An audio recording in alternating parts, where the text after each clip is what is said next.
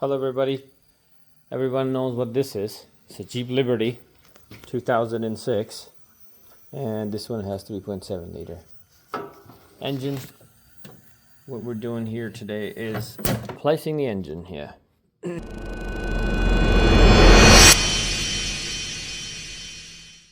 Take the radiator out of the way. Now, first thing first is disconnect your battery terminals.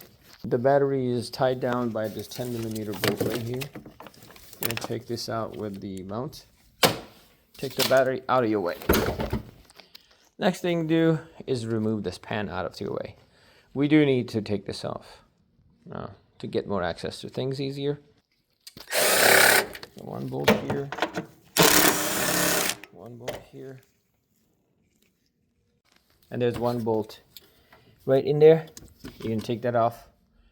To get access to that bolt, you need to remove this fuse box out of your way, and you can do that by pinching this clip back and pulling the fuse box up. You have one here and one and two here. Once you get that done, as easy as there. At this point, we're gonna open the fuse box and disconnect these cables that are connected here. So here we go.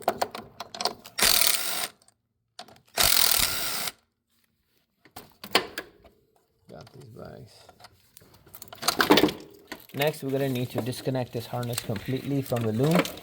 So to do that, you're gonna need to disconnect this plug here, push this lock pin out, and then you should be able to push down on this and pull the plug out. Next, we need to remove that ground. There you go. Now, these grounds are in a place so that it's very easy to forget to connect them. So make sure you do connect these grounds. See, there's one ground here for the computer, and the second ground is connected with separate 13mm bolt. We'll remove that. There you go.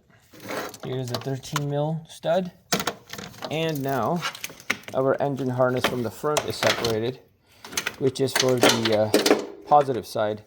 This sends power to the starter motor and alternator, and then some of the accessories. So let's work on to the next phase.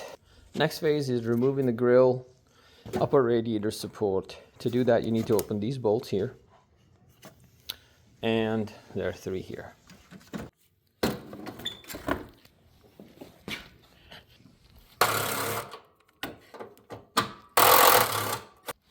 Okay, just for identity purpose, that's how they look. Now, it should be loose. What we're going to do is lift this up like that. Go back, lift this up like that. And now we're just going to guide this out. There's a cable connected. We need to disconnect that cable and get this whole support out. There's 13. I'm not going to disconnect the cable. Let's take these fasteners out. And now we can get the cable out. So you get the cable disconnected, pull it out, your support's free. Once you get the support out, radiator and condenser is bolted together with a bolt right here. You can see that? Yeah. And there is one at the bottom, right there. I'm gonna go ahead and remove these to get the condenser separator from the radiator. So I think it's 10. Next part I'm removing, right now condenser is loose.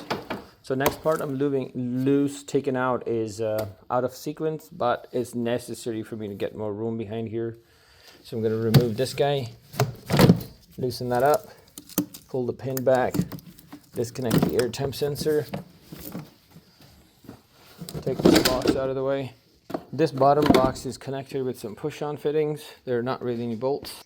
I can get more room here, and that will get me access to the bolt for the radiator fan and get that out of the way. So 10mm right here. There's another 10. Looks like it's loose. Something wrong here. After you get those bolts removed, just pull this up slightly. There you go. As you can see, we got plenty of space now to work on things. Drain the coolant. I'm gonna do that and I'll be back. So I had to take the grill out of my way. You can do that. And we have the bolts for the radiator. So the radiator is free. Now, let's get disconnecting. To take the grill out, you're gonna have to remove 10mm bolt here, 10 mil here, and these are locked into the radiator accessory grill, and then you have to pry them like this out, and the grill comes out one piece, nice and easy. After that, you can get hold of these screws. While I'm waiting for the radiator drain, I'm going to remove this guide, 10mm there, 10 there, take this out.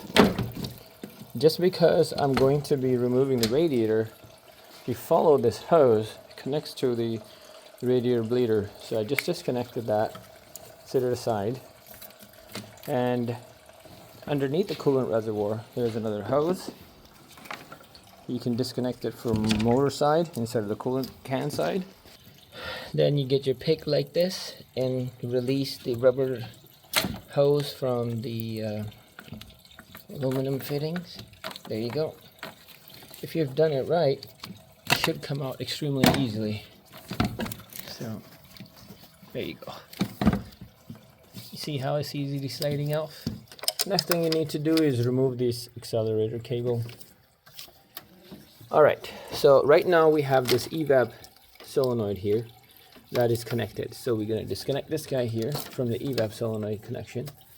We got a fuel line to disconnect, which has a special tool. I have this brake booster hose right here. Let's disconnect this guy right there. To get the fuel line out, I've been using this tool here with a lot of success. So you can pull this out using a bunch of fittings on it. These aluminum lines are going to the heater core. I just pulled these out by removing those two clamps. Another thing that'll be in your way is this little bracket. This is where your coolant reservoir mounts, and you're going to need to remove this. There are two 10mm bolts. This mounted in an angle. Remove this. Once you get the bolt out, it just pops out like that. This is a fun thing to find when you're replacing the engines. This hose has been disconnected for God knows how long. It's been sitting here. And this, you know where it goes to? Your oil filler neck. And next thing we do is removing the exhaust manifolds, the downpipes from that side. And we have to disconnect transmission housing bolts as well as the torque converter bolts to separate the engine from the transmission. Put over chains on this guy and pull it out. So let's see. Now, as soon as you pull the radiator out, this is how it looks. Gives you plenty of room to the engine mounts and transmission cooler lines under here. I really don't want to do a lot of work under here, but we have to do for the torque converter and the transmission under. So I got all the mounts disconnected. You don't have to completely remove the engine mount bolts. You just need to loosen them up because the actual anchor, you see that? It's open. The notch is open so you can slide it out. Once you get the engine ready, you have to remove the alternator, AC compressor out of your way. You got to remove the intake manifold to pull this out. If you don't want to remove it, then open the intake manifold bolts, put a longer bolt in this place, and you'll be able to lift it up with intake manifold on. Another thing is the alternator harness will stay on. The remainder harness has to be, unfortunately, stay in the car. Just because there's a section that goes inside the car, you have to go and unplug all that shenanigans. I'm not doing that. If you have time enough, do that. But there are only a few harnesses left afterwards. Once you remove the intake manifold, take the harness out, then you got fuel injectors to disconnect, then you got a ground cable here to disconnect, crank sensor to disconnect, and the cam sensor right here to disconnect. You have fuel harnesses that sit in here. You're going to take those out, and the harness is out. I would say take out the power steering pump. Separate that. EGR. Okay, let's see what's going on. I'm going to pull this forward. Okay, feels free. Lift it up again. I don't see any restriction in the back. That cooler down and get this motor out. But you get the idea. Harnesses are still here. Sections off. This guy is just annoying. Anyway, So that's it. I'll be right back once this guy is out of the car.